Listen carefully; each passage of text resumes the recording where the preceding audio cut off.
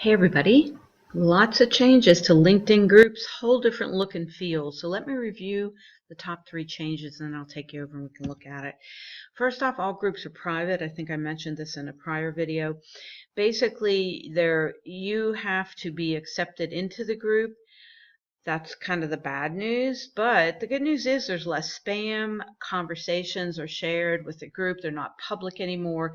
And if you're a member of a group, you can invite your friends to be part of that group. You don't have to wait for the administrator to invite you or to accept your invitation. So to save some time, just ask a friend that's in the group who's already a member of the group to add you, because that's probably the easiest way to do it. The second thing is standard groups do show up in search. So if I'm on LinkedIn and I'm doing a search, I can go into groups or just the regular search engine on LinkedIn and find the group. So you can find them on Google as well, but it's still the best way to search is for a group is inside of LinkedIn. You can search by keyword, either advanced search or in the main search box. The other thing is groups now have a mobile app for our Android and iPhone.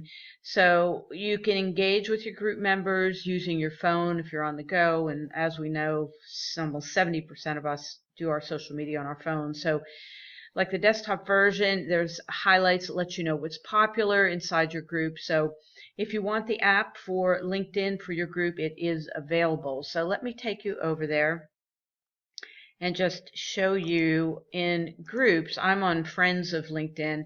You can see the whole look and feel of groups has changed. There's no longer all those tabs up at the top.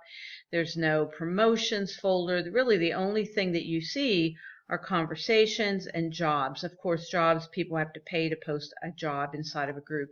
You'll also be able to start a conversation like you always do. And I'd say I'm a little disappointed because groups aren't as powerful for building networks, but they are great for building relationships. So if you're in a group and you want to start a conversation, I strongly encourage you to pick a couple groups to get involved with still. I still firmly believe that it's a great way to get to know people and to be looked at as a thought leader. Now, if you're interested, so this is a new group. You can see I'm a member. You can leave. But any group you go to now, even it used to be like a regular group like real estate. I should have hit group. If we just go to groups that are real estate groups, now we have to ask to be a member. So here's a ask to join, or if somebody is in that group that you know that they can invite you in, which is pretty cool. So good news and bad news on groups. The last thing I wanted to mention on this video was you can create your own group on LinkedIn, but remember, you really have to consider how much time it's going to take. I have a group, I never work it, but if you want to create a group and position yourself as a thought leader, you can do that, and then of course get people to reach out to want to join your group. As the owner of the group, you can send out private announcements to your group members once a week. You can create templates and use them, and you can moderate what's going on in the group. So consider if you do that, it is quite the chore to manage and monitor it. I think a company page is even better. But if you did want to join a group, you can go in to interests, groups, and then if they didn't move this, there should be a place to add, create your own group. Wow, looks like they moved it. I might have to go in and do another video. Maybe it's under the cog. Let's see. There's all the groups I belong to.